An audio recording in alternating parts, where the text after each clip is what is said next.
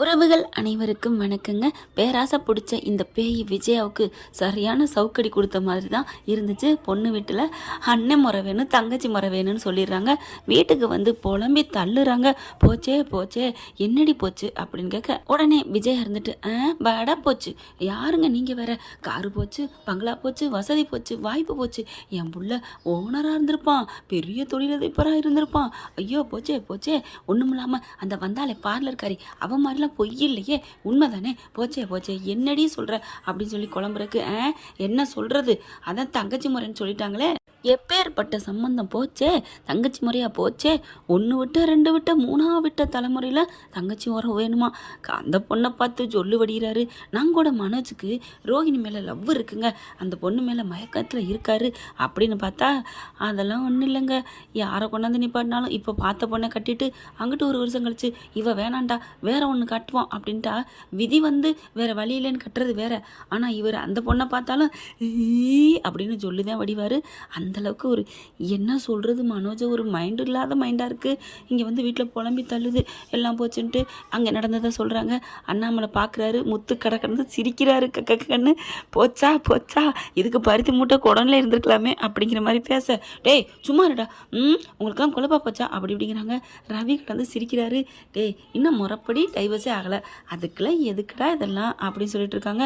முடியாது, நான் பொண்ணை பார்த்து ரெடியாக வச்சுருப்பேன், நான் உண்மையை சொல்லி தானே தாலி கட்ட போகிறேன் அப்படி இப்படின்னு விஜயா சொல்லுது.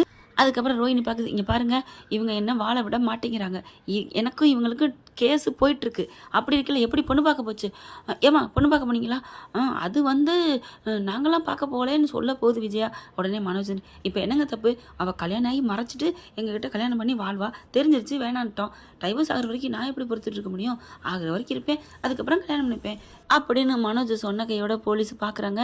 எப்படி இந்த மாதிரி நான் கல்யாணம் பண்ணிக்கணும், டைவர்ஸ் ஆனால் என்ன ஆகாட்டி என்ன அப்படின்னு கல்யாணம் பண்ணிக்க பார்க்குறேன் அப்படி தானே, அப்படிலாம் இல்லைங்க, டைவர்ஸ் ஆனோன்னு தான் கட்டிக்குவேன் அப்படிங்கிறாங்க. என்ன சார் இது எவ்வளோ பெரிய குத்தம் தெரியுமா இல்லையா அப்படின்னு போலீஸ்காரங்க கேட்குறாங்க. என்ன இந்த அம்மா வரையிலே உங்களுக்கு ஏதோ கொடுத்துட்டு கூட்டு வந்துருச்சோ, ஓவராக சப்போர்ட் பண்ணுறீங்க அப்படின்னு ஓங்கி பலான்னு விஜயாவுக்கு ஒரு அறை கொடுக்குது அந்த போலீஸ்காரம்மா. ஐயோ அப்படிங்கிற மாதிரி பார்க்குறாங்க.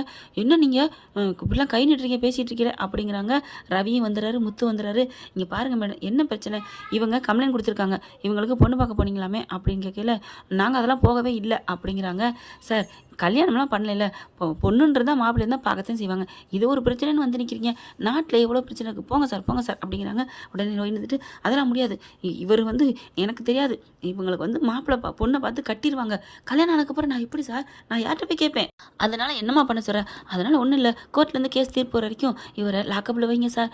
லாக்கப்பில் வச்சு யாருமா தீனி போகிறது சார், ஒரு நாளைக்கு எவ்வளோ சார் தீனி திம்பார், ஒரு நாளைக்கு 500 திம்பார், நான் 1000 கொடுக்குறேன், 500 இவங்களுக்கு கொடுங்க, 500 நீங்கள் வச்சு இன்னும் ஒரு 10 நாளில் தீர்ப்பு வந்துடும், எனக்கு 10,000 செலவு போகிறது பெருசு இல்லை அப்படிங்கிற முத்து பார்க்குறாரு. ஓ பணம் எக்கச்சக்கம் வச்சுருக்கும் போல இருக்கே பார்லரு, பரவாயில்ல, எப்படியோ லேடிஸாக இருக்கிறது நல்ல ஒவ்வொருத்தவங்களுக்கும் உதவியாக தான் இருக்குது அப்படின்னு நினைக்கிறாங்க.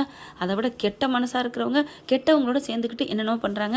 இப்போ என்ன பண்ணுது, காசை சக்குன்னு எண்ணி 10,000 அந்த போலீஸ்கார்ட்ட கொடுக்குது. இங்கே பாருங்கள் இந்த காசை வச்சுட்டு இவரை கொண்டு உள்ளார போடுங்க அப்படிங்கிறாங்க. அதெல்லாம் முடியாது அப்படின்னு சொல்லிட்டு முத்து என்ன பண்ணுறாங்க, டக்குன்னு போய் வக்கீல் வர வைக்கிறாங்க. வக்கீல் வந்துடுறாங்க. வக்கீலை பார்த்தோன்னா ரோஹிணி ஆடி போகுது. என்னம்மா என்ன நினச்சிட்டு இருக்க, இந்த மாதிரி பொண்ணு பார்க்குறக்காண்டி இவரை கொண்டு உள்ளார போட்டுருவியா, அப்படின்னா கல்யாணம் பண்ணிட்டு இந்த உலகத்தை விட்டு வேறு உலகத்துக்கு போகிறாரு தெரியாமல் போயிடும், அப்புறம் கல்யாணம் ஆகிட்டா ஏன் வாழ்க்கை அப்படிங்கிறாங்க. எனக்கு டைவர்ஸ் கிடைக்காம ராசி ஆகுங்க அப்படின்னு வந்துருச்சுன்னா கோர்ட்லேருந்து என் வாழ்க்கை என்ன ஆகுது, ஐயோ உனக்கு ஒன்றுமே தெரியாது, போடி நான் தாண்டி முறைப்படி பொண்டாட்டின்ட்டு அவளை விரட்டிட்டு நீ அந்த இடத்துல இருந்து உட்காருவ, நீ எங்ககிட்ட பூச்சாண்டி காதில் பூச்சி திட்டா அப்படின்னு சொல்ல கரெக்டாக கிளவி கண்டுபிடிக்குது இந்த வக்கீலம்மா அப்படின்னு ரோஹிணி நினைக்குது. அதுக்கப்புறம் பார்க்குறாங்க. இங்கே பாருங்கள் அதெல்லாம் முடியாது, பொண்ணு பார்க்க போயிருக்கீங்க அவ்வளோதான், இதுதான் ஃபர்ஸ்ட் அண்ட் லாஸ்ட்டு, வேறு எந்த வீடுக்காவது நீங்கள் பொண்ணு பார்க்க போகிறீங்கன்னு எனக்கு கொஞ்சோன்னு தெரிஞ்சிச்சு, எல்லாரையும் துவம்சம் பண்ணிடுவேன் அப்படின்ட்டு, வாங்க சார் ரொம்ப தேங்க்ஸ் சார் அப்படின்னு கூட்டிகிட்டு போகிறாங்க. போங்க அவர் சும்மா பின்னாடியே தான் பூம்பு மாதிரி வருவார், ஏன்னா காசு வாங்கிட்டாங்க இல்லையா, அதனால் வரத்தான் செய்வாங்க அப்படிங்கிறாங்க முத்து. போனதுக்கப்புறம் அப்பா அழ அடிச்சு ஓஞ்ச மாதிரி இருக்குது, இவர் 2 வருஷமாக அந்த வீட்டில் எப்படி தான் இருந்தாலும் அதான் சண்டை போட்டுக்கிட்டே தான் இருந்தா, தூண்டி விட்டுக்கிட்டேன் அப்படின்னு அண்ணாமலை முத்தும் சொல்கிறாங்க. சரி விடுங்க அப்படின்ட்டு அது சரிம்மா, அப்பா எனக்கு ஒரு டவுட்டு. பொண்ணு பார்க்க போனது யாருக்காவது தெரியுமா? ஏம்மா யார்ட்டையும் சொன்னீங்களா? டேய் மனோஜ் ஓடுகாலி சொன்னியாடா? ஐயையோ யாருக்குமே தெரியாதே அப்படிங்கிறாங்க. அப்புறம் எப்படி இந்த பிள்ளை கரெக்டாக வந்துச்சு பொண்ணு பார்க்க போனியன்ட்டு? ஆமாம்ல, அதை யாரும் மறந்துட்டோம் அப்படிங்கல. எப்படி? டேய் நீ சொன்னியாடா? ஐயோ நான் சொல்லலை.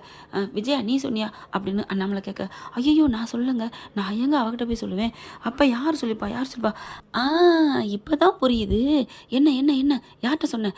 நம்ம பார்வதிக்கு தான் தெரியும், அவகிட்ட தான் சொன்னேன் அம்மா அப்படின்னு கத்துறாரு முத்து. சுட்டு போட்டாலும் அவங்களுக்கு இந்த மாதிரி தப்பான புத்தி, கேடுகட்ட புத்தி, கேவலமான புத்தி மற்ற யாருக்கு வேணாலும் வரும், அவங்களுக்கு வரவே வராது அப்படின்னு கத்துறாங்க. உடனே பார்க்குறாங்க விஜய், என்னடா என்ன கேவலமான புத்தின்னு சொல்கிறியா? அது ஏமா உங்களுக்கு குறுங்குறுங்குது? இங்கே இத்தனை பேர் இருக்கோம், யாருக்குமே குற்றம் இல்லையே, குற்றம் உள்ள நெஞ்சு குறு இருக்கும், உங்களுக்கு தான் அப்படி பண்ணுது. அதெல்லாம் அப்படிலாம் பண்ணலடா அப்படிங்கிறாங்க. அதுக்கப்புறம் யார் என்ன பண்ணால் நான் கண்டுபிடிக்காம விட மாட்டேன். பார்வதி இந்த மாதிரி சொல்லியிருக்க வாய்ப்பே இல்லைன்னு அடித்து பேசுகிறாங்க. அடுத்து வேறு யாருக்கா தெரியுமாங்கல்ல? ஆமாம், அந்த வீட்டில் சிந்தாமணி வந்தால் அப்போதைக்கு நாங்கள் சொல்லிட்டு இருக்கல, போதுமே இது போதுமே, என் கால்கள் வானில் போகுமே அப்படிங்கிற மாதிரி, போதுமே இது போதுமே என் கால்கள் வான் போகுமே அப்படின்ட்டு லவ் டுடே படத்தில் விஜய், இளைய தளபதி விஜய் பாடுவாங்க. அதே மாதிரி தான் இப்போ சந்தோஷம் தாங்கலை, அதுக்கப்புறம் கண்டுபிடிச்சிருவோம் அப்படின்னு சொல்லிட்டு பயங்கரமான மூளையை கசக்க ஆரம்பிக்கிறாங்க. எப்படி சிந்தாமணி வார்த்தையை வாயிலேருந்து சொல்ல போகிறா? எனக்கு ஒன்றுமே தெரியாதுன்னு சொல்லுவா, ஆனாலும் கண்டே பிடிச்சே தீரணும் அப்படின்னு சொல்லிட்டு சிந்தாமணி கால் பண்ணி வர சொல்கிறாங்க. வந்துடுறாங்க, அப்படியே ரெக்கார்டு எடுக்கிறாங்க. ஏன் சிந்தாமணி எத்தனை நாள் இந்த மாதிரி கங்கணம் கட்டிகிட்டு இருக்க? என்ன மாஸ்டர்? ஐயோ நான் என்ன மாஸ்டர் பண்ணேன்? என்ன பண்ணியா? நான் உங்ககிட்ட ஒரு விஷயம் சொன்னால் அதை வெளில சொல்லுவியா? அதுவும் அந்த பார்லர் கார்ட்ட சொல்லுவியா? ஐயோ மாஸ்டர் நான் ஏன் அவளை பார்த்து சொல்ல போகிறேன் அப்படிங்கிறாங்க. ஒன்றுமே நடிக்காத, இந்த விஷயம் நான் யார்கிட்டையுமே சொல்லலை. என்ன விஷயம் மாஸ்டர்? மாப்பிள்ளை பார்க்க பொண்ணு பார்க்க போகிறது தான். பொண்ணு பார்க்க போனீங்களா? அப்படியா? ஒன்றும் தெரியாமல் நடிக்காத அப்படின்னு முத்து சொல்கிறாரு. என்ன மாஸ்டர் இப்படிலாம் சொல்கிறாரு? நீங்கள் இப்போ சொல்லி தான் எனக்கே தெரியும். பொண்ணு பார்க்க போனீங்களா? பிடிச்சிருக்கா? எப்போ கல்யாணம்? கிழிச்ச யாரோ போட்டு விட்டாங்க. இப்போ என் பொண்ணுக்கு என் பையனுக்கும் கல்யாணம் இல்லை, நின்று போச்சு. சரி, பொண்ணு வீடு இல்லைன்னு சொன்னதுக்கு நின்று போனதுக்கு என்ன அர்த்தம்? பொண்ணு வீட்டில் சம்மதிக்க மாட்டேன்ட்டாங்க, பொண்ணு மாப்பிள்ளையும் அண்ணன் தங்கச்சின்ட்டு அப்படிங்கிறாங்க. அதான் தெரியுமே மாஸ்டர் அப்படிங்கிறாங்க. ஆனால் இந்த விஷயம் எப்படி ரோஹினிக்கு தெரியும் அப்படின்னு கேட்குறாங்க. தெரியலையே மாஸ்டர், நீங்கள் எதுவும் சொல்லியிருக்கலாம், நான் சொல்லவே இல்லை அப்படிங்கிறாங்க. என்ன சிந்தாமணி 2 கேம் விளையாடுறியா? இது சரிப்பட்டு வராது, நீ இனிமேல் என் வீட்டுக்கு வராத தாமதம்னு குதிக்கிறாங்க. ஐயோ மாஸ்டர் நான் அப்போலாம் எதுவுமே சொல்லலை மாஸ்டர், நீ சொல்லாமல் எப்படி அவளுக்கு தெரியும்? நான் அடித்து சொல்லுவேன், பார்வதி சொல்லியிருக்க வாய்ப்பு இல்லை. என்ன மாஸ்டர், பார்வதி ஒருவேளை சொல்லியிருந்தா?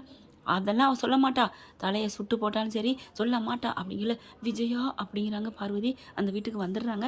என்ன பிரச்சனை நடக்குதுன்னு கேட்குறதுக்கு, பார்வதி அப்படிங்கல, நீ எவ்வளோ என் மேலே நம்பிக்கை வச்சுருக்க, என்னை மன்னிச்சிட விஜயா அப்படிங்கிறாங்க. அட விடு பார்வதி, இப்போதைக்கு என்ன போயிட்டுருக்கு, நீ எதை வந்து பேசுகிற அப்படின்ட்டு சொல்லிடி, உனக்கு யார் சொன்னா அப்படிங்கிறாங்க.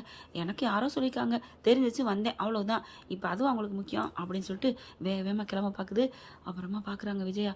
அப்போது இவ தான் சொல்லியிருக்கா, இவ ஏன் சொல்லணும், எதுக்கு சொல்லணும், என்ன திட்டத்தோட குறிக்கோளோட வந்திருக்கா அப்படின்னு எல்லாரும் அலம்பி எடுத்துக்கிட்டு இருக்கிறாங்க. பார்க்குறாரு அண்ணாமலை, உனக்கு தேவைதான் இதெல்லாம் அப்படின்னு நினைக்கிறாரு. ஆனாலும் விஜயை விடவே இல்லை, சிந்தாமணியை போட்டு கேட்டுக்கிட்டே இருக்குது. சொல்லு நீ தானே அப்படிங்கல. ஐயோ மாஸ்டர் இப்போ தான் ஞாபகம் வருது, சொல்லு நான் சொன்னேன் தான், ஆனால் எப்படி சொன்னேன் தெரியுமா? அதான் சொல்லிட்டே இல்லை அப்புறம் என்ன அப்படின்னு முத்து சொல்கிறாரு.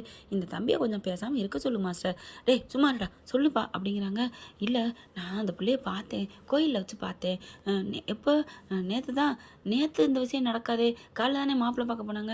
ஐயோ நேற்று பார்த்தேன். அதுக்கப்புறம் சொன்னாங்க இந்த மாதிரி கோயிலில் நான் வேண்டிக்கிட்டு எல்லாம் பண்ணாலும் நினச்சதெல்லாம் நடக்குண்டு அப்படி சொன்னதுனால தான் அந்த கோயிலுக்கு காலையில் வந்தா. எவ்வளவு விஷயத்தை தான் இவளுக்கு பயந்துட்டு நம்ம முழுங்கி பேசுறதுச்சா அப்படின்ட்டு. இங்கே பாருங்க மாஸ்டர், அவளை பார்த்த இடத்துல கேட்டேன், உனக்கும் மனோஜுக்கும் டைவர்ஸ் ஆயிடுச்சா அப்படின்னு கேட்டேன். டைவர்ஸா? எனக்கா? மனோஜுக்கு எனக்குமா? யார் சொன்னா? நடக்கவே நடக்காது, கனவுலையும் நடக்காது அப்படின்னு அவள் சொன்னான். உன்னைய விட்டுட்டு என் மாஸ்டரு பொண்ணு பார்க்க போயிட்டாங்கல்ல, உனக்கு அவ்வளோதாண்டி சங்கடி அப்படி இப்படின்னு திட்டிட்டு வந்தேன். அவள் முறைச்சி பார்த்துட்டே இருந்தா. அப்போது அவள் இதில் வச்சு தான் வந்து நாடகம் ஆடிட்டாளா அப்படின்னு சொல்ல, அப்படியே முத்து நினைக்கிறாரு, பிளேட்டை போட்டுட்டா அப்படின்னுட்டு. இங்கே விஜய் பார்த்தீங்கன்னா அவள் எவ்வளோக்கு நல்லதுக்காக பதுங்கி பேசியிருக்கா. ஆனால் அவள் கொஞ்சோன்னு உண்மையை வாங்கிட்டு போயிட்டா. இது கொஞ்சோன்னு உண்மை, முழுசாக எல்லாத்தையுமே தெரிஞ்சு வச்சுருக்கா, இது உனக்கு கொஞ்சோண்ணா அப்படிங்கிறார் அண்ணாமலை.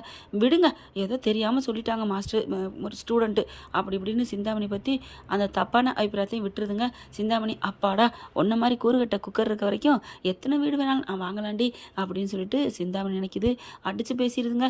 இந்த மாதிரி யதார்த்தமாக சொன்னேன் அல்ல, மற்றபடி அவளுக்கு எனக்கு எந்த இதுவும் இல்லை, நீங்கள் தான் மாஸ்டர் எனக்கு முக்கியம் அப்படின்னு சொல்லுது சிந்தாமணி. நினச்சேனே.